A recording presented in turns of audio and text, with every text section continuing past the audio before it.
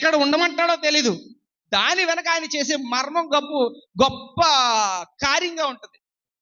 ఆయన ఎందుకు ఇలాగ సమాజంగా కూడుకోవాలో, లేకపోతే ఈ వాక్యంలోంచి ఆయన ఎందుకు ప్రకటిస్తున్నాడో, ఆయన శరీరము ఆయన రక్తమును ఎందుకు అందులో మనం పాలు పంపులు పొందాలో, ఆయన వచ్చి పర్యంతం దాన్ని ఎందుకు పూజించమంటున్నాడో, లేకపోతే బాప్తిసం ఎందుకు తీసుకోమంటున్నాడో, లేకపోతే ఆత్మవరములు ఎందుకు పొందుకోమంటున్నాడో, లేకపోతే వాక్యములో అందరూ ఎందుకు నడిపింపబడాలంటున్నాడో, లేకపోతే ఇవన్నీ ఎందుకు చేయమంటున్నాడో, అసలు ఏది కూడా అసలు ఏదో మన వంతుకు మనకు అర్థం చేసుకోవడానికి తప్ప దాని వెనక ఏ మర్మాన్ని పెడతాడో కూడా తెలియదు. దాని వెనకాల ఏ గొప్ప కార్యం చేస్తాడో కూడా తెలీదు. దానికి అంటే మానవుని యొక్క జ్ఞానము, మానవుని యొక్క ఆలోచన, మానవుని యొక్క తలంపులు ఇక్కడే. ఆయనవంట ఆకాశము అంటినంత ఎత్తులో ఉంటాయట. మనకి ఆ ఆలోచనలు కలిసరా పొంతుండదో. దేవుడు చేసేటువంటివి అలాగుంటాయి, గొప్ప కార్యాలు ఉంటాయి. మరి గత 2 రోజుల నుంచి మరి ఈ యొక్క వాక్య భాగం నడిపింపబడుతున్నటువంటి ఈ యొక్క వాక్య భాగం ఏమైతే దేవుడు ప్రేరేపిస్తున్నాడో ఆ వాక్య భాగాన్ని మనం ధ్యానం చేద్దాం. పరిశుద్ధ గ్రంథము ఈరోజు దైవవర్తమానము ఇది గత మ్యాక్సిమం ఒక 2-3 వారాలు ఉంటుంది ఈ యొక్క వాక్య సందేశము. ఆ వాక్యాన్ని మనం ధ్యానం చేద్దాం. ఆదికాండం 15వ అధ్యాయము.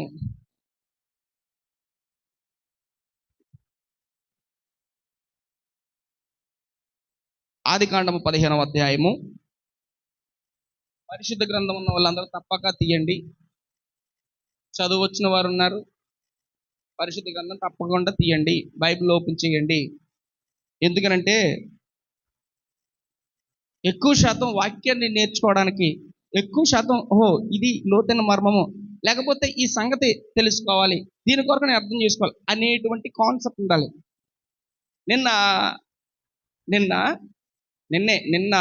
నేను మా అన్నయ్య వాళ్ళ పాప జోష్న ప్రియ ఉంది కదా, జోష్న ప్రియ, నేను బైబిల్ ధ్యానం చేసుకుంటుంటే నా దగ్గరికి వచ్చి బాబాయ్ బైబిల్లో సామెతల గ్రంథం 4వ అధ్యాయం 4వ వచనం 5వ వచనం 6వ వచనంలో జ్ఞానం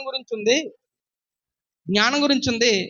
ఇంగ్లీష్ బైబిల్లో దాన్ని ఇంగ్లీష్ బైబిల్లో చూస్తే షీ అని ఉంది. అంటే ఏంటి? స్త్రీతో పోల్చబడింది, ఆమె స్త్రీ అని ఉంది.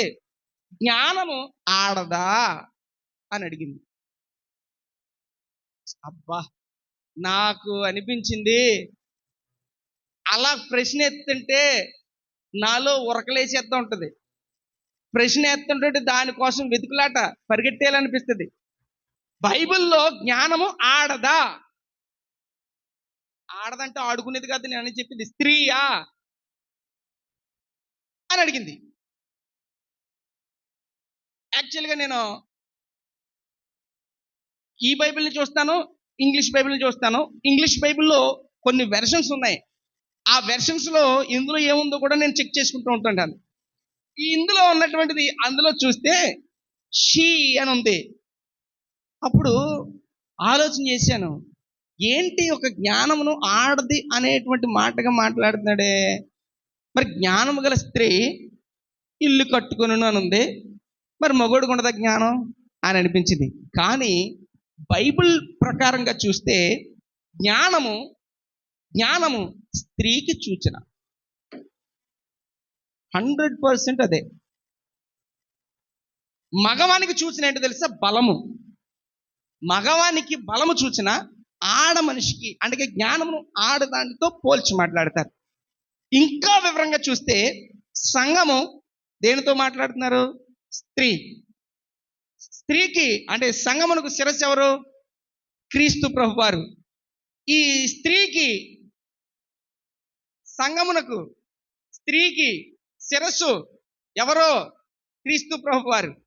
క్రీస్తు ప్రభువారే జ్ఞానము. రైట్, జాగ్రత్తగా వినండి. ఈ పురుషుడు అనబడినటువంటి ఈ యేసుక్రీస్తు ప్రభువారు ఎక్కడి నుంచి వచ్చారు? స్త్రీ నుండే జన్మించాడు. జాగ్రత్త. యోసేపు కూడక మునుపు ఆమె గర్భమును ధరించింది పరిశుద్ధాత్మ వలన. స్త్రీ అనగా జ్ఞానమును స్త్రీతో పోల్చి మాట్లాడతాను. నేను ఎందుకు మాట చెప్పానంటే, చెబుతున్న వాక్యం మీద కాస్తంత ప్రశ్న రావాలి. ప్రశ్న వచ్చిందంటే దానికోసం నువ్వు ఆలోచిస్తున్నావు అని లెక్క. చెప్పబడుతున్న వాక్యం మీద కాస్తంత కొంచెం, ఓహో ఇది ఎందుకు తెలియపరచబడింది, నన్ను ఎందుకు బలపరుస్తుంది, నాకు వచ్చిన ఇది, ఇందులో ఒక నూతనమైనటువంటి కోణం ఏంటి అని నీలో ఒక్కటి రాగలిగితే నువ్వు కాస్తంత దానికోసం మనసు పెట్టావని లెక్క. లేదు, నీకు అర్థమవునా కూర్చుని వెళ్ళిపోతున్నావు అంటే నువ్వు వచ్చి జస్ట్ అలాగా అంటి పట్టినట్టు వెళ్ళిపోతున్నావు అని లెక్క. ఈ కడవరి కాలంలో నీకు కావాల్సింది ఏంటో తెలుసా? వాక్యం ఎంత దొరికితే అంత నిలుక్కునేలాగా, అంత దానికోసం ఆలోచించేలాగా ఉండాలి.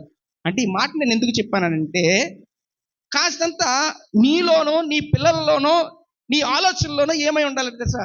దానికోసం వెతుకుళ్ళాట, దానికోసం ఇంకా తెలుసుకోవాలి, ఓహో ఇదేంటి అనేటువంటి ఒక ఆలోచన నీకు రావాలి అని మాత్రమే మాట చెప్తున్నాను. ఇప్పుడు నేను చెప్పబోయేటువంటి పాఠ్యాంశం ఏమిటంటే ఆదికాండము. ఈ ఆదికాండము 15వ అధ్యాయంలో, ఈ ఆదికాండం 15వ అధ్యాయంలో భక్తుడైనటువంటి అబ్రహాము గారు కనబడుతుంటారు. చదవండి మొదటి అధ్యాయం నుంచి. ఇది జరిగిన తర్వాత యెహోవా వాక్యము అబ్రహామునకు దర్శనమందు వచ్చి, అబ్రహమా భయపడకము, నేను నీకు కేడెము, నీ బహుమానమును అత్యధికమగునని చెప్పాను. అమ్మా అంత దూరం వెళ్ళిపోవడం కంటే 6వ వచనం చదవండి. అతడు యెహోవాను నమ్మెను, ఆయన అది అతనికి నీతిగా ఎంచెను, మరియు ఆయన నీవు ఈ దేశమును స్వతంత్రించుకొనున్నట్లు దానిని నీకు ఇచ్చుటకు కల్దీల ఊరను పట్టణములో నుండి నిన్ను యువతలకు తీసుకొచ్చిన యెహోవాను నేనే అని చెప్పినప్పుడు అతడు అంటున్నాడు, ప్రభువైన యెహోవా, నేను దీనిని స్వతంత్రించుకున్నదనని నాకెట్లు తెలియననగా. ఆగండి, ఇక్కడ ఈ భాగంలో, ఈ కిందకు వచ్చేటువంటి ఈ భాగంలో ఒక 3 అంశాలుగా 3 భాగాలుగా విభజించుకోవచ్చు. కానీ నేను చెప్పబోయేటువంటి ఈ భాగం అక్కడ బలిగా అర్పించినటువంటి ఆ ఉన్నటువంటి వాటి కొరకు నేను మాట్లాడట్లేదు. ఆ పై భాగం కోసం, కింద భాగం కోసం మాట్లాడుతున్నాను. ఇవి ఒక్కొక్క పాయింట్గా అర్థం చేసుకోవాలి. ఈ మధ్యలో డాడీ వస్తే నేను కాస్తలో కొద్దిలో సమయం ఆయనకి ఇస్తాను, నేను త్వరగా ముగిస్తాను. కానీ ఇది టు బి కంటిన్యూడ్. మళ్ళీ వచ్చే వారం దీన్ని మాత్రం వదలను, మళ్ళీ దీన్ని కంటిన్యూ చేస్తూనే ఉంటాను. ఇది అంశం తేలే వరకు కూడా వదలను. దానికోసం మాత్రమే దీన్ని ప్రయాసపడతాను. ఈ యొక్క అబ్రహాము గురించి, అబ్రహాము అని వ్రాయబడుతుంది కదా. ఇక్కడ నేను అబ్రహాం అని డైరెక్ట్గానే వేస్తున్నాను. ఈ అబ్రహామును ఎక్కడి నుంచి తీసుకొచ్చాడంట దేవుడు? ఎక్కడి నుంచి తీసుకొచ్చాడంట? మరి అదే, మరి అక్కడే ఉంది కదా, కల్దీల ఊరను పట్టణములో నుండి నిన్ను యువతలకి తీసుకొచ్చిన యెహోవాను నేనే. కల్దీయుల ఊరను పట్టణములో నుండి ఎవరిని తీసుకొచ్చాడంట దేవుడు?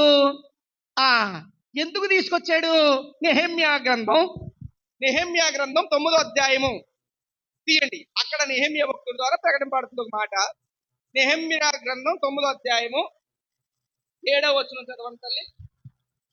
దేవా యెహోవా అబ్రహామును ఏర్పరచుకొని కల్దీల ఊరను పట్టణము నుండి యువతలకు అతన్ని రప్పించి అతనికి అబ్రహామును పేరు పెట్టిన వాడు నీవే. అతడు నమ్మకమైన మనస్సు గలవాడని ఎరిగి. అర్థమైందా? ఎవరంట? అతడు నమ్మకమైన మనస్సు గలవాడని ఎరిగి. ఎవరు? తండ్రి అయిన దేవుడు అబ్రహాము విషయంలో అతడు నమ్మకమైన మనస్సు గలవాడు. ఆ మనసు ఏంటంట? ఎవరికి చెడు చేసే మనసు కాదు, ఎవరిని తిట్టే మనసు కాదు, ఎవరి విషయంలో కూడా అన్యాయముగా అక్రమముగా జీవించేటువంటి మనిషి మనస్సు కాదు, నమ్మకమైన మనస్సు అని ఎరిగి దేవుడు ఏం చేశాడంట? అలాంటి నమ్మకమైన వాడే నాకు కావాలి, అలాంటి నమ్మకమైన వాడే నాకు కావాలి అని చెప్పి ఆ కల్దీయులు ఊరను పట్టణములో నుండి తీసుకొచ్చాడంట. చూడండి, అదే పేజీ పక్కకి తిప్పండి. ఆదికాండం 11వ అధ్యాయము, ఆదికాండం 11వ అధ్యాయము 28వ వచనం చదవండి.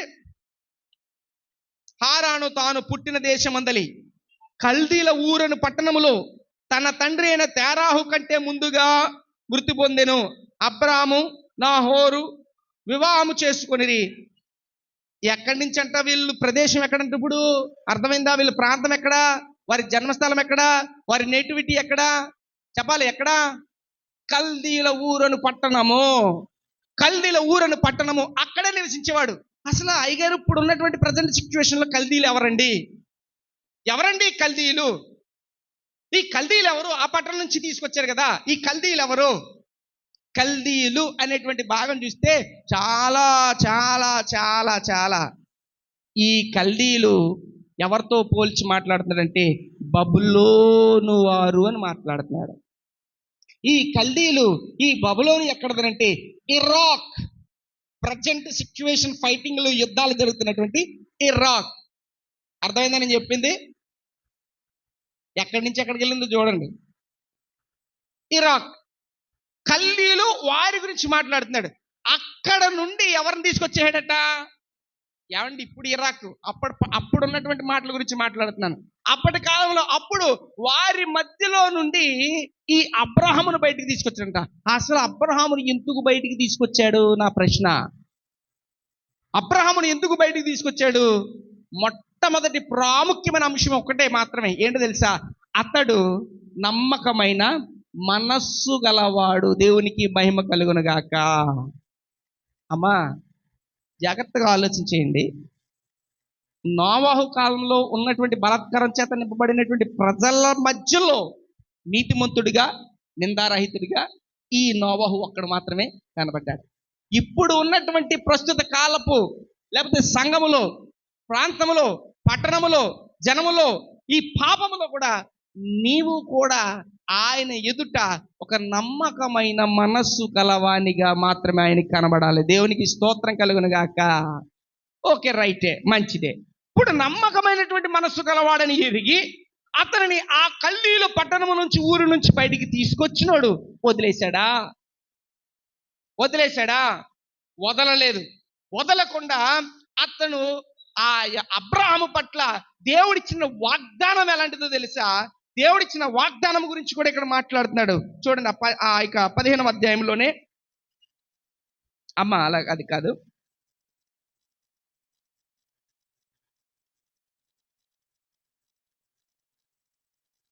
5వ వచనం. మరియు ఆయన వెలుపలికి అతనికి తీసుకుని వచ్చి, నీవు ఆకాశం వైపు తేరి చూచి నక్షత్రములు లెక్కించుటకు నీ చేతనైతే లెక్కించుమని చెప్పి నీ సంతానమును అలాగునగునని చెప్పెను. అతడు యెహోవాను నమ్మెను. ఇక్కడ పాయింట్ జాగ్రత్తగా చూడండి. బయటికి తీసుకొచ్చాడు, ఆకాశ నక్షత్రాలు చూపించాడు, అన్ని చూపించాడు, నీ సంతానం ఎలాగ అవుతుంది అన్నాడు. ఆగండి, బయటికి తీసుకొచ్చిన వాడిని ఒట్టిగా వదిలేసాడా దేవుడు? ఈరోజు ఈ పాపానికే, ఈ లోకానికే, ఈ మనుషులు, అన్య జనాంగములందరికీ మధ్యలో మనం సంచారం చేస్తున్నాం. మనం వాటి నుంచి బయటకు వచ్చి ప్రత్యేకింపబడిన వారిగా ఉన్నామా లేదా? ఆదివారపు ఆరాధనలో ఉన్నామా లేదా? దేవుణ్ణి మహిమపరుస్తున్నామా లేదా? ఒక ప్రత్యేకమైన వానిగా దేవునికి దృష్టిలో కనబడాలని అనుకుంటున్నామా లేదా? ఆగండి, అలాంటి వారికి దేవుడు ఆశీర్వాదము, ఆ దీవెన, ఆ ప్రత్యేకమైనటువంటి వాగ్దానములతో కూడింది అనుగ్రహించునుగాక. ఖచ్చితంగా ఇస్తాడు. ఇక్కడ ఏంటో తెలుసా?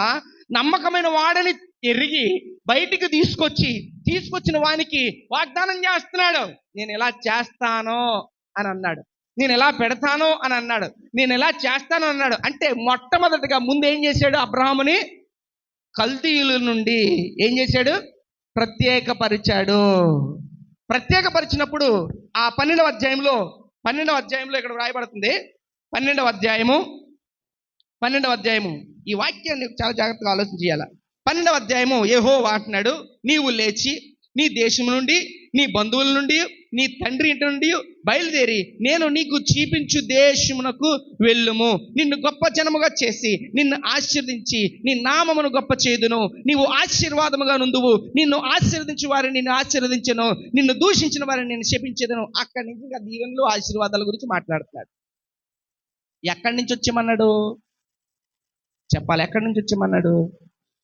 నీ తండ్రి ఇంటి నుండి, నీ యొక్క తల్లిదండ్రుల దగ్గర నుంచి, నీ అన్నదమ్ముల నుంచి, నీ బంధువుల నుంచి నువ్వేం చేసేయాలన్నాడు? మొత్తం వాళ్ళందరూ కూడా ఎక్కడున్నారు ఇప్పుడు?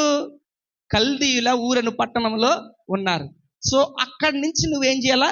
జంప్ అయిపోవాలి. అక్కడి నుంచి నువ్వు విడుదల. దీనికి నేను చెప్పేటువంటి గొప్ప మాట ఏంటో తెలుసా? నీవు దేవుడు వద్దు అన్న దాని నుండి నువ్వు బయటకు వచ్చేయాలి.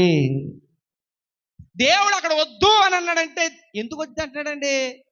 అదేంటి వాళ్ళ యొక్క సొంత వారు, బంధువులు వీళ్ళందరూ ఉన్న ప్రదేశం వదిలేసి ఎందుకు వచ్చేపడ్డాడు? అందుకనే ముందన్నాను, దేవుడు ఏం చెబుతాడో తెలీదు, ఎలా చేయమంటాడో తెలీదు, ఎందుకు చేయమంటాడో తెలీదు, ఎప్పుడు చేయమంటాడో తెలీదు, ఎలా చేయమంటాడో కూడా తెలీదు.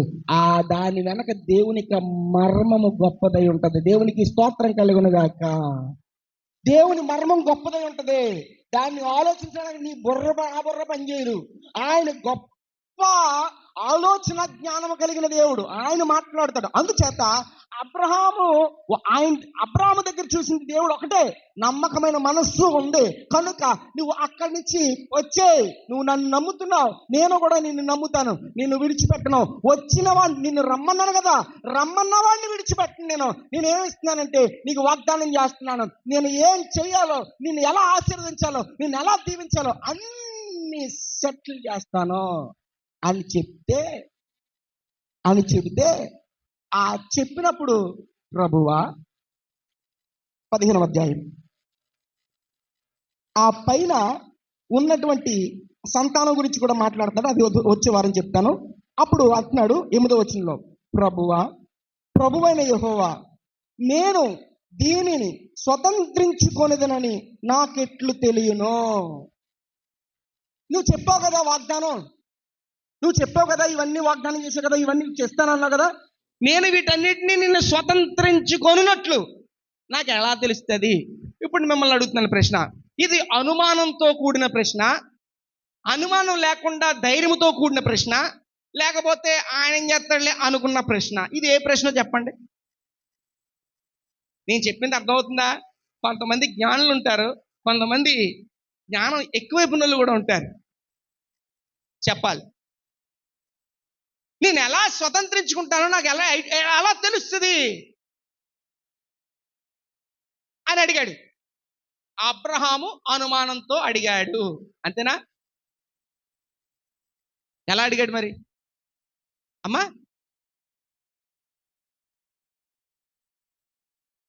నేను మళ్ళీ అడుగుతున్నాను ప్రశ్న, మీకు తెలియడం కోసమే.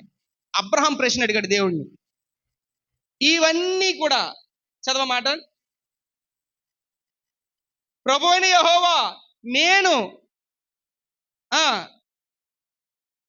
దీన్ని స్వతంత్రించుకున్నదని నాకెట్లు తెలియను? నేను దీన్ని స్వతంత్రించుకుంటానని నాకు ఎలా తెలుస్తుంది అడుగుతున్నాడు ప్రశ్న. అనుమానంతో అడిగాడా, లేకపోతే కాన్ఫిడెన్స్తో చేస్తాడు దేవుడు? అయితే how can I get it, దీన్ని ఎలా పొందుకుంటాను అని అలాగడిగాడా? ఆయన ఎలాగ అడిగారో నాకు తెలియదు, కానీ మీరు అడిగింది మాత్రం నాకు ఇంకా అర్థం అవ్వలేదన్న వాళ్ళు ఉన్నారు ఇందులో. నేను అడిగిన ప్రశ్నే మీకు ఇంకా చాలా మందికి అర్థం అవ్వలేదు. అందుకు మీ అందరికీ వందనాలు, అందరికీ వందనాలు. చూసారా, ఇందులో తెలివి ఉంది, వందనాలు తిరిగి చెప్తలేదు.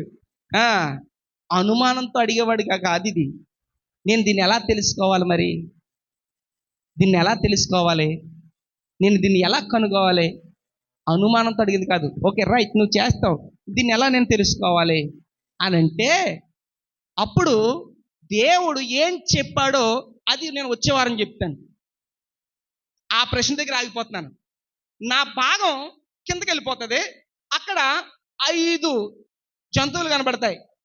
ఆ భాగం, దాని వివరణ నేను వచ్చే వారం అందుకుంటాను. దాన్ని అట్టుకున్నానంటే మాత్రం సాయంకాలం అయిపోద్ది. అందుచేత దాన్ని నేను వచ్చే వారం చెప్తాను.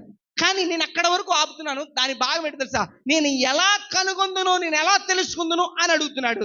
దానికోసం వివరణ ఇస్తున్నాడు. కానీ నేను చెప్పే సందర్భం జాగ్రత్తగా వినండి. అబ్రహాముని దేవుడు నమ్మాడు గనుక అబ్రహాముని బయటికి తీసుకొచ్చాడు. తీసుకొచ్చిన దేవుడు అక్కడ ఏలాగా ఉండాలో, ఏం చేయాలో ఆ రకంగా అన్ని తనతో మాట్లాడుతూ ఒక చక్కని వాగ్దానం ఇస్తూ ఆ మార్గంలో నడిపించడానికి సిద్ధమయ్యాడు. అయితే ఇది యాక్చువల్గా ఈ సబ్జెక్ట్ని చాలా జాగ్రత్తగా డీప్గా ఆలోచించాలి. అయితే అక్కడ నుండి దేవుడిని అడిగిన ప్రశ్నను బట్టి ఏమైతే అన్నాడో ఆ 5 జంతువుల విషయంలోను కిందకి వెళ్ళిన తర్వాత, వాటిని నడుమునకు ఖండించిన తర్వాత కిందకి వెళ్ళిన తర్వాత ఆ కింద భాగం వచ్చిన చదువుదాం ఒకసారి. చదవండి 12వ వచనం. ప్రొద్దుగుంక పోయినప్పుడు అబ్రహాము గాఢ నిద్ర పట్టెను. భయంకరమైన చీకటి అతనిని కమ్మగా ఆయన, నీ సంతతి వారు తమది కాని ప్రదేశమందు నివసించి ఆ దేశపు వారికి దాసులుగా ఉందురు. ఆగండి, చూడండి, చదివండి అమ్మా. వారు 400 ఏండ్లు వీరిని శ్రమ పెట్టుదురు.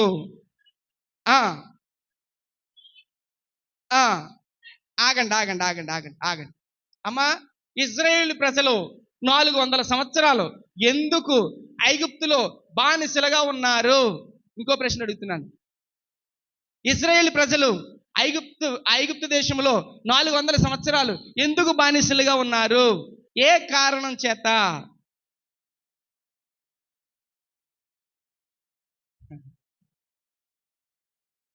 ఏమండి, ఈ వాక్య థియరీ డిఫరెంట్. మిమ్మల్ని ఒక 2 పాయింట్లు పెట్టి చెప్పేయడం ఈజీ. ఈ వాక్య థియరీ డిఫరెంట్. నేను ఈ ఒక్కొక్కటి చెప్పుకొస్తున్నాను, జాగ్రత్తగా వినండి. కల్దీయుల పట్టణం నుండి, కల్దీయుల ప్రాంతం నుండి అబ్రహామును బయటికి తీసుకొచ్చాడు దేవుడు. దానికో మర్మం ఉంది. ఆ అబ్రహాముతో మాట్లాడేసిన తర్వాత, చేసిన తర్వాత అది వచ్చే వారం చెప్తాను. అక్కడ ప్రొద్దుగుంకినప్పుడు గాఢ నిద్ర పట్టింది. గాఢ నిద్ర పట్టినప్పుడు దేవుడు మాట్లాడుతున్నాడు. మళ్ళీ 400 సంవత్సరాలు బానిసలుగా ఉంచుతాను అని అంటున్నాడు.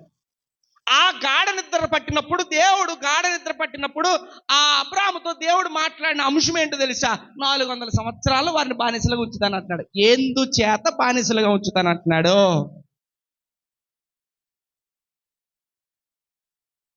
అనుకుంటున్నారు ఇప్పటి వరకు చాలా మంది, అయ్యగారు అక్కడ బలిచ్చాడు కదా అబ్రహాం గారు అక్కడ బలిచ్చిన తర్వాత మరి కాకిలు గద్దలు ఆలకుండా కొట్టి మరి బద్ధకం ఎక్కువైపోయి పడుకుండిపోయాడు. అందుచేత దేవుడు కోపం వచ్చింది, అతనికి నిద్ర వచ్చేసింది కనుక అందుకుని దేవుడు కోపం వచ్చి 400 సంవత్సరాలు చేస్తున్నాడు అన్న ధ్యాసలో ఉండిపోయారు చాలా మంది. అన్ని ఊహలో ఉండిపోయారు చాలా మంది. ఒక అబ్రహాం అక్కడ తప్పు చేసేసాడు, అందుకే 400 సంవత్సరాలు అందులో పెట్టేశాడు. నేను అందుకనే ముందు చెప్పాను, దేవుడు ఎందుకు చెప్తున్నాడో, ఏం చేయమంటాడో, ఎలా వెళ్ళమంటాడో దాని వెనకాల మర్మం ఉంటుంది, దాని వెనకాల కార్యం ఉంటుంది. 400 సంవత్సరాలు ఐగుప్తు దేశంలో బానిసలుగా ఉండడానికి గల కారణం ఏంటది? దాన్ని ఒక్కసారి అలా పక్కన పెట్టండి. గాఢ నిద్ర పెట్టింది కదా. అసలు గాఢ నిద్ర పట్టవలసిన పని ఏంటి? గాఢ నిద్రకున్న అర్థం కూడా తెలుసా మీకు? నిద్ర వేరు, గాఢ నిద్ర వేరు. యోబు గ్రంథం 33వ అధ్యాయము తీయండి ఒక్కసారి. యోబు గ్రంథం 33వ అధ్యాయము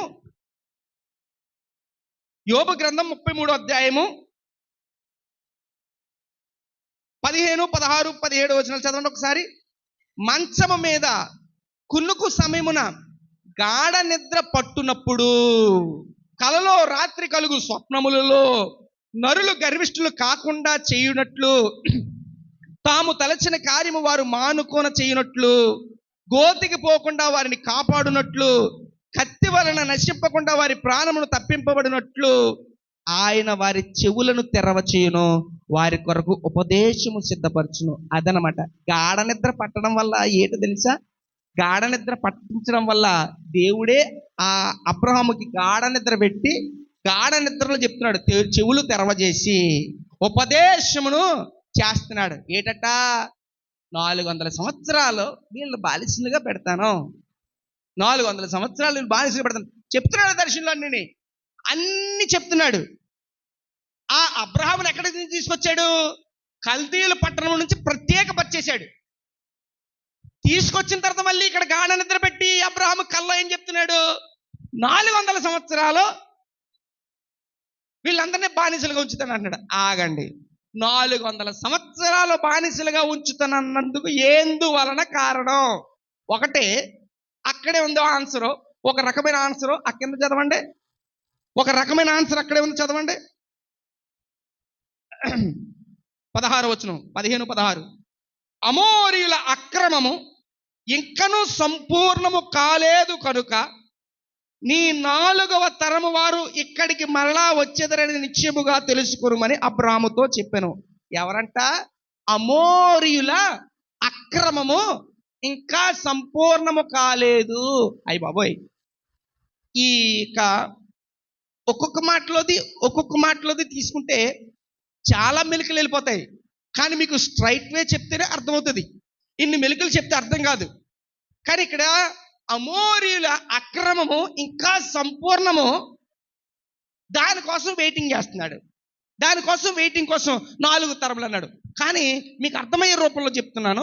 ఈ 400 సంవత్సరాలు, ఈ యొక్క 400 సంవత్సరాలు ఎందుకు ఇజ్రాయేలును ఆ ఐగుప్తులో బానిసలుగా ఉంచడానికి కారణం అనంటే, ఎలాగునైతే అబ్రహాము అక్కడి నుంచి ప్రత్యేకపరిచాడో, వీరు ఈ యొక్క ఇజ్రాయేలీలు విస్తరింపబడాలని అలా వదిలేస్తే ఎవరికి పుడతారో తెలీదు. అన్యులతో కూడా వెళ్ళిపోతారు.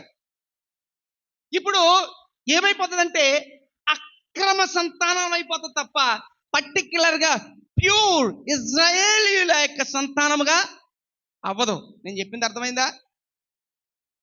అవ్వదు. వీళ్ళని ఐగుప్తు దేశంలో, ఆ ఈజిప్ట్లో ఐగుప్తు దేశంలో ఎందుకు బానిసలుగా పెట్టడం అంటే, ఐగుప్తికి ఒక ప్రత్యేకత ఉంది. ఏంటి ఐగుప్తి ప్రత్యేకత అంటే, వాళ్ళే రాజులు, వాళ్ళే బలవంతులు, వాళ్ళే తప్ప ఇంకొకరిని ఎవరిని బానిస అన్నవాడిని ఎవరిని కూడా వారితో కలవనివ్వరు.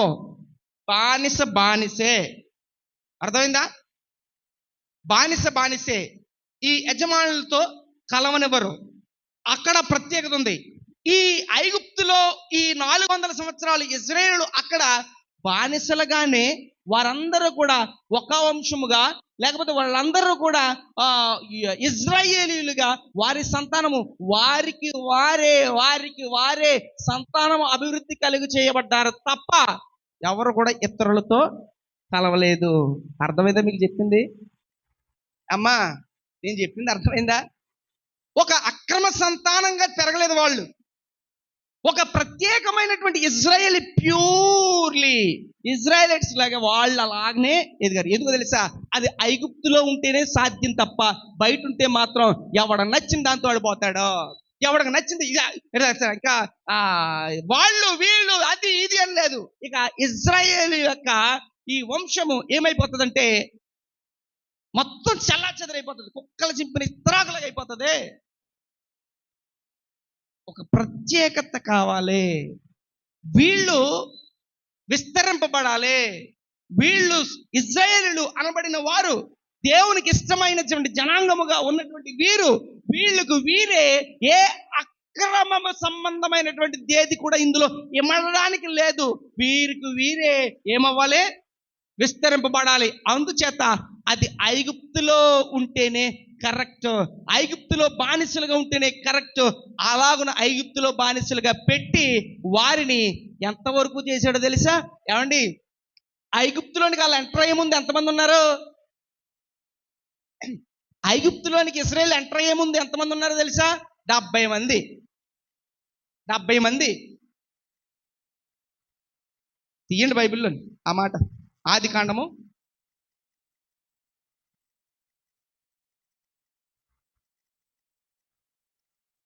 46వ అధ్యాయము 27వ వచనం. ఐగుప్తునకు వచ్చిన యాకోబు కుటుంబము వారందరూ 70 మంది. ఐగుప్తులోనికి ఎంటర్ అయ్యేటప్పటికి ఎంతమంది ఉన్నారు? వీళ్ళు చెప్పండి నోరు తెరిచి. 70 మంది. ఐగుప్తు నుంచి బయటికి విడుదలయ్యే టైంకి ఎంతమంది వచ్చారు? 20 నుండి 30 లక్షల జనాంగం వచ్చారంట. 20 సంవత్సరాల పైబడి ఉన్నవారు ప్రత్యేకించి 6 లక్షల మంది జనం అంట. అలాగను మొత్తం టోటల్ గా 20 నుంచి 30 లక్షల జనాంగం. ఓన్లీ ఇజ్రాయేలీయులు మాత్రమే. దేవునికి స్తోత్రం కలుగును గాక. ఐగుప్తులో 70 మందిగా వెళ్ళినోళ్ళు 20 లక్షల మంది జనం 400 సంవత్సరాలు ఎలా వచ్చారు? అబ్రహాముతో దర్శనంలో చెప్పిన మాట ఏంటి? అబ్రహాంతో దర్శనంలో చెప్పిన మాట ఏంటి? నీ సంతానాన్ని 400 సంవత్సరాలు అందుకుని అన్నాను. గాఢ నిద్ర కడగడం వలన చెవులు తెరవదేస్తాడు, ఉపదేశం ఇస్తాడు. ఎందుకు? గోతికి పోకుండా. చెప్పబడింది కదా యోబు గ్రంథంలో. ఇవన్నీ జరగకుండా నీ క్షేమము కోరే దేవుడు చేస్తాడు. అందుకనే దేవుడు చెప్పిన దానికి ఒక గొప్ప మర్మం ఉంటది, దాన్ని అర్థం చేసుకోగలగాలి. అంటే వీడేం చేస్తాడంటే లోకమంతట్లోనూ కూడా ఇశ్రాయేలు జనాంగాన్ని ప్రత్యేకపరిచాడు. ఐగుప్తులో పెట్టి ప్రత్యేకపరిచాడు. మళ్ళీ వాళ్ళు బయటకు వచ్చేటప్పుడు ఆస్తిని సంపాదించుకున్న వారికి బోళ్ళంత పట్టుకుని బయటకు రాగలిగారు. అన్ని లక్షల మందిగా తయారు చేశాడు. ఎక్కడ పెట్టాడు? ఐగుప్తులో పెట్టాడు. నేను అంటున్నాను కల్దీలలో నుండి ప్రత్యేకపరిచాడు అబ్రహాముని. లోకంలో నుండి వీరిని సంతానాభివృద్ధి కలుగు చేస్తూ, వీరిని విస్తరింప చేస్తూ ఐగుప్తులో పెట్టి వీరిని ఇశ్రాయేలులుగా ప్రత్యేకపరిచాడు. దేవునికి మహిమ కలుగును గాక. దేవుడు ఏదన్నా చేశాడంటే నేను ఒక ప్రత్యేక పరిచయవానిగా చేస్తాడు. ఆ ప్రత్యేకతలో నీకు అసలు అర్థం కాదు అది ఎందుకు జరుగుతుందో. ఈ ఆరాధన, ఈ వాక్యము, ఈ ప్రార్థన, ఈ సమాజంలో జనములో అందరిలోనూ కూడా మనం ఒక ప్రత్యేకంగా కూడుకుంటున్నామంటే దీనికి ఒక స్పెషల్ ఉంది. మనం పరలోకం కోసం వెతుకులాడుతున్నాం, పరలోక పట్టణం కొరకు ప్రాకులు పడుతున్నాం. ఒక ప్రత్యేకత ఉంది. అయితే ఈ విషయాన్ని అర్థం చేసుకోండి. గాఢ నిద్ర కలిగి చేసి చెప్పిన దేవుడు విడిచిపెట్టకుండా ఏది చేస్తారన్నాడు అది చేసే వరకు కూడా వదలలేదు.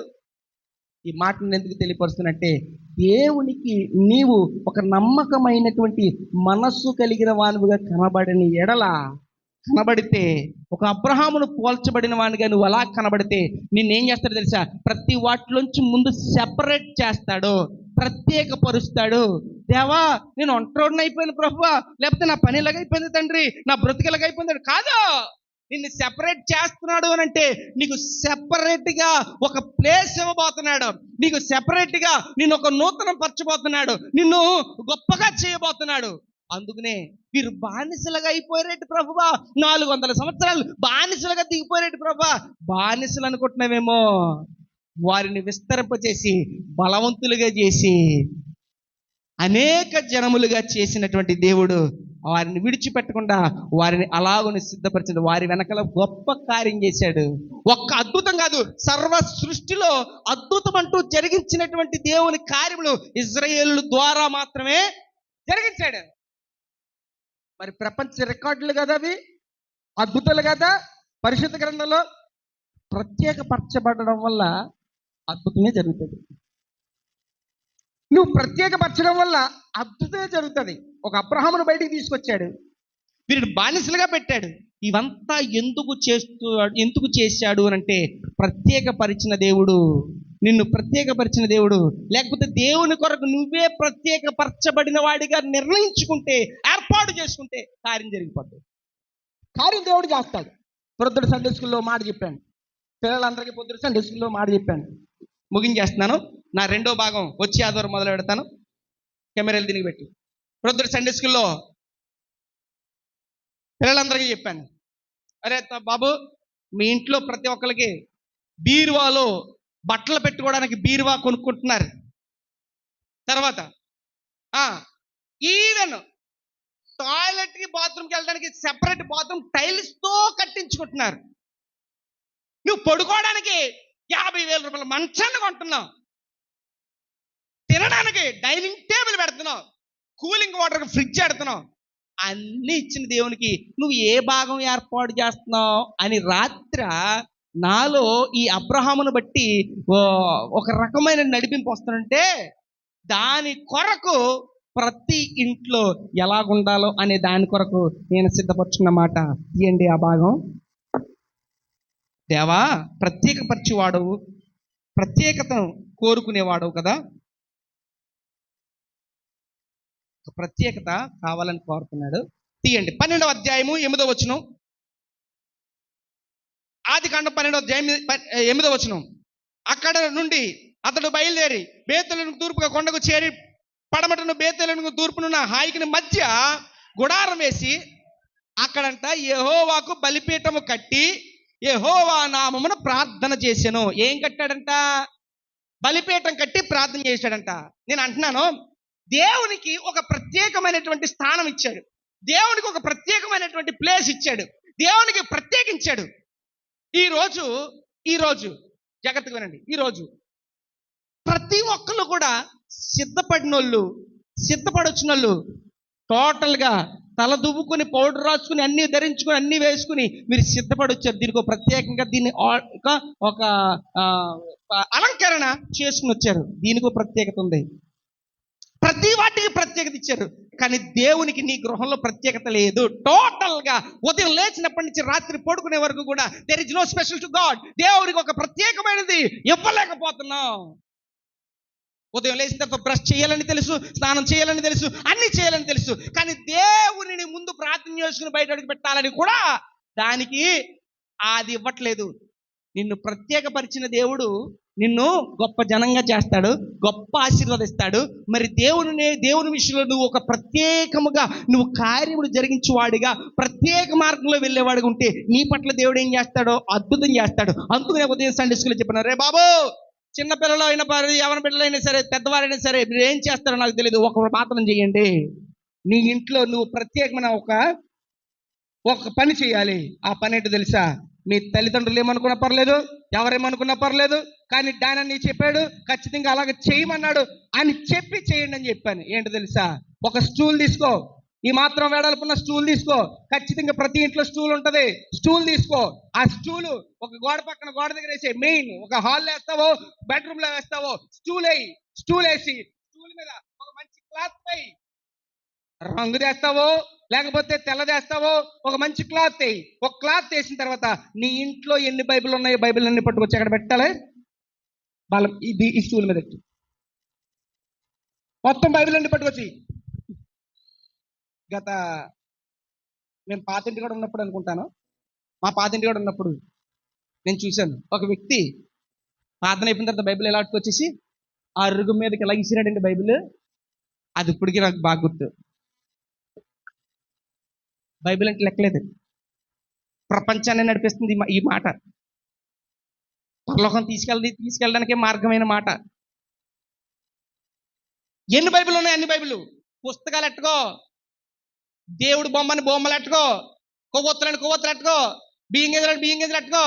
ఆ ఫోటోలు ఈ ఫోటోలు కాదు, ఏది దాని మీద వద్దు. ఒక్క తెల్లని గుడ్డ కానీ ఏదైనా వేసి దాని మీద ఉన్న బైబిల్ అన్ని దాని మీద పెట్టు. ఆ పెట్టిన తర్వాత నీవు, నీ చెల్లి, నీ తమ్ముడు, నీ అక్క, పెద్దోళ్ళు, ఒకవేళ మీరు చూసిన దాని మీద పెద్దోళ్ళు కూడా వేస్తే అక్కడికి వస్తారు.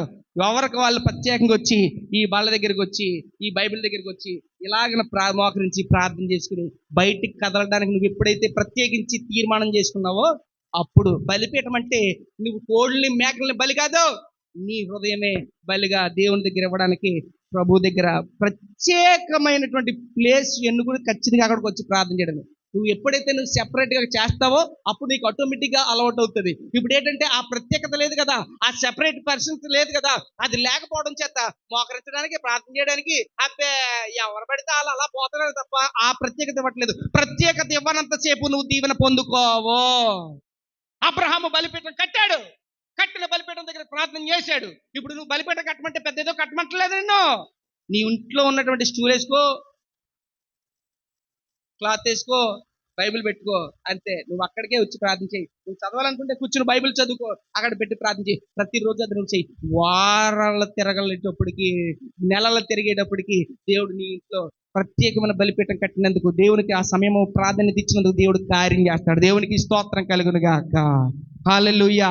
పిల్లలైన వారు, పెద్దవాళ్ళైన వారు ఖచ్చితంగా చేయండి. ఎందుకనంటే ఆ ప్రత్యేకత ఇవ్వడం వలన, ఆ ప్రత్యేక పరచబడడం వలన, ఆ స్థానం ఇవ్వడం వలన, ఆ ఎత్తైన స్థలం ఇవ్వడం వలన, నువ్వు మడత మంచం మీద, డబల్ కట్ట మంచం మీద ఎత్తైన ప్లేసుల్లో పడుకోవడం కాదు. దేవునికి స్థానం ఇవ్వడం వలన ఏమవుతుందో తెలిసే కార్యం జరుగుతుంది. ఖచ్చితంగా అద్భుతం జరుగుతుంది. నేను రాత్రి ఈ సంఘటన గురించి చాలా వెతుకులాడుతాను. ప్రభువా ఏటి ప్రభా అంటే ఖచ్చితంగా బలిపీఠం కట్టాడు, ఎక్కడ పడితే అక్కడ కట్టేస్తూనే ఉన్నాడు. ఈ బలిపీఠానికి అర్థం ఏంటయ్యా? ఈ బలిపీఠానికి ఏంటంటే దేవుడే ప్రముఖుడు, దేవుడే. అండి అలా బలిపీఠం కట్టేసిన మాత్రాన అయిపోద్దండి, ఎక్కడైనా చేసుకుంటా కానీ. చేసుకో, నీలో ఆ ప్రత్యేకత ఉండాలి. నేనేం చెప్తున్నాను, పర్టికులర్గా ఇప్పుడు కెమెరా ఉందా, ఇక్కడ కెమెరా ఉంది కదా, ఇక్కడ కెమెరా ఉండబట్టే నేను ఏం చేస్తున్నాను, ఇక్కడ స్టాండింగ్లో ఉండిపోయి ఆ పక్క ఈ పక్క వెళ్ళడానికైనా కొద్దిగా భయపడుతూ ఇక్కడ నిలబడిపోయి ఉంటున్నాను. కెమెరాకు దాని గురించి. కెమెరా లేదనుకో అలా వచ్చేస్తాను, ఇలా తిరిగేస్తాను. అవునా? కెమెరా ఉంది కనుక కదా నేను ఇక్కడ ఉండిపోతున్నాను. దీనికి ఏమైపోయాను, నేను కట్టుబడ్డాను. అవునా కదా? అలాగ నువ్వు సెట్ చేయడం వల్ల కట్టుబడతావు, అలా సెట్ అవుతావు. ఏమంటే 100 రోజుల పనులకి పలానా టైం అక్కడికి వచ్చేయాలండి, పెట్టబట్టే కదా టైంకి అక్కడ పరిగెడుతున్నారు. లేకపోతే టైం పెట్టబోతే 12 గంటలకు వెళ్ళి పర్లేదు. సాయంకాలం ఇచ్చిన వారికి కూడా దేవుడు ఏం చేశాడు, యేసుప్రభు వారు కూలిచ్చారు. అలాగుంటుంది. ఒక టైం పెట్టబట్టే కదా. అలాగనే గృహంలో, ఇంట్లో కూడా ఒక సిస్టమ్ ప్లే చేద్దాం, ఒక సిస్టాన్ని అరేంజ్ చేద్దాం. అది కష్టమైన కానీ ఆ సిస్టాన్ని మనం అలాగున ఫాలో అవుదాం. ఖచ్చితంగా దేవుడు చెయ్యక మానడు. ఆయన అబద్ధమాడువాడు కాడు, ఆయన మాట తప్పేవాడు కాదు, ఇచ్చిన మాట నెరవేర్చువాడు, జరిగించువాడై ఉంటున్నాడు మన పరమ తండ్రి. దేవునికి స్తోత్రం కలుగును గాక. స్టార్ట్ చేయి, ఈ రోజు నుంచి స్టార్ట్ చేయి. అలా వెయ్యి, అక్కడే ఉండు. అండి వాళ్ళు వచ్చారండి, వీళ్ళు వచ్చారండి, పీట సరిపోతలేదు, స్టూల్ లేవు అని చెప్పేసి అక్కడ వేసి బైబిల్ పక్క లాగేసి గుడ్డ పక్క కట్టేసి స్టూల్ ఎక్కెళ్ళి వాళ్ళకైతే ప్రత్యేక పెట్టావంటే అలా పెట్టేయి అంతే. మళ్ళీ ఆ స్టూల్ పీకేసి వాళ్ళకేసి మళ్ళీ స్టూల్ తీసి వీళ్ళకేసి ఇలాంటి పని చేయొద్దు. ఇలాంటి మిక్స్డ్ బిర్యానీ లాగా అట్లా చేయొద్దు. నువ్వు దానికోసం కేటాయించావంటే కేటాయించి అలా పెట్టి బైబిల్ అలా పెట్టంటే నువ్వు అక్కడ నుండి ప్రార్థన చేయి. నీ హృదయమే ఆయనకి బలి. నీ హృదయమే అక్కడ పెట్టి నువ్వు ప్రార్థన చేయి. ప్రభువా, విగ్రహారాధన కాదయ్యా, కాదు, నిన్ను స్తుతించడానికి నేను ఏర్పరచున్న ఒక ప్రత్యేకమైనటువంటి స్థలము, ప్లేస్ నీకు సమర్పించాను. అందుచేత నన్ను జనములో నుండి, పాపంలో నుండి, లోకంలో నుండి ప్రత్యేకపరిచి నీకు మహిమకరమైన బిడ్డగా నన్ను వాడుకో. ఇదిగో నీ కొరకు నేను ప్రత్యేకముగా ఏర్పరచుకుని ప్రార్థన స్థలంగా ఏర్పరచుకుంటున్నాను. దానియేలు, షడ్రకు, మేషకు, అబేద్నెగోలు వాళ్ళు కూడా అన్ని విషయాల్లో ప్రత్యేకింపబడిన వారుగా ఉన్నారు కనుక దేవుడు వారిని తప్పించాడు. నీ గృహములో అట్టి రీతిగా దేవునికి కార్యము నువ్వు చేసిన ఎడల నీ గృహములో ఆయన ఉంటాడు. ఉండిన ఎడల ప్రతి చీకటి, ఇబ్బందులు, ఇక్కట్లు అన్ని ప్రతిదీ కూడా నిన్ను వెంబడిస్తున్న ప్రతిదీ కూడా దూరం అవుతాయి. లేదు మీరు చెప్పింది మాకు అవసరం లేదు అనంటే నీ చెవులు, నీ కళ్ళు, నీ నోరు అన్నీ ఇక్కడ ఉండి ఉన్నాయి కనుక అవి సాక్ష్యం చెప్తే దైవజనుడు చెప్పినప్పుడు విన్నారు కానీ పట్టించుకోలేదు. అంటే లెక్కలేని వారికి దేవుడు ఎలా లెక్క అప్పచెప్పాలో అలాగనా అప్పచెప్తాడు. అందుచేత నేను చెప్తున్నాను, ప్రత్యేకత అనేది చాలా ప్రాముఖ్యం. కల్దీల్లో నుంచి ప్రత్యేకపరిచాడు. ఇక్కడ ఇజ్రాయేలును వృద్ధిపరచుట కొరకు వారిని బానిసలుగా పెట్టి ప్రత్యేకపరిచి వారిని వృద్ధి కలుగు చేశాడు. అక్రమముతో కూడిన వారుగా కాదు, ఒకే ఒక ఇజ్రాయేలీయుల సంతానం, యాకోబు నుండి వచ్చినటువంటి ఆ సంతానముగా, అబ్రహాము నుండి వచ్చిన ఆ సంతానముగా దాన్ని అలాగ బిల్డ్ చేశాడు. చేసిన దేవుడు పాడు చేయడానికి కాదు, 20-30 లక్షల మంది జనాంగాన్ని బయటికి తీసుకొచ్చి అద్భుతాలు చేసేసాడంతే దేవుడు. ఒక గొప్ప నూతన సృష్టి చేయగలుగుతాడు. నీవు కూడా అబ్రహాము వలె ఆయన ఎదుట నమ్మకమైన మనస్సు కలిగిన వాడిగా నీవుంటూ ప్రభువు కొరకు ప్రత్యేకముగా నువ్వు ఏర్పరచుకుని, ప్రభువు కొరకు ప్రత్యేకమైన స్థలమునుగా ఏర్పరిచి నీవు ప్రత్యేకమైన ప్రార్థన నువ్వు చేసి ప్రారంభించు. నువ్వు ఎంత పెద్దోడువైనా చిన్నోడువైనా నాకు అనవసరం. సంఘంలో ఉన్నారు కనుక, దైవదేవుడిగా, దేవుని యొక్క బిడ్డలుగా మీరు ఉన్నారు కనుక ప్రతి మాట దేవునికి దూతగా ఈ మాటను మీకు ప్రకటిస్తున్నాను. నువ్వు చెయ్యి, దాని వెనకాల విజయాన్ని నీకు చూపిస్తాడు. నువ్వు చెయ్యి, చెప్పినటువంటి ఆశీర్వాదములను నీ ఎదురు పెడతాడు. నిన్ను సమృద్ధి దీవెనల చేత, ఆశీర్వాదాల చేత నింపుతాడు. ఆ తర్వాత అక్కడతోటి పోలేదు, నీవు ఆత్మలో బలపడేవాడిగా నూతన పరచబడతావు. ఆమేన్. దేవుడి మాటలు దీవించి ఆశీర్వదించును గాక. ఆమేన్. చిన్న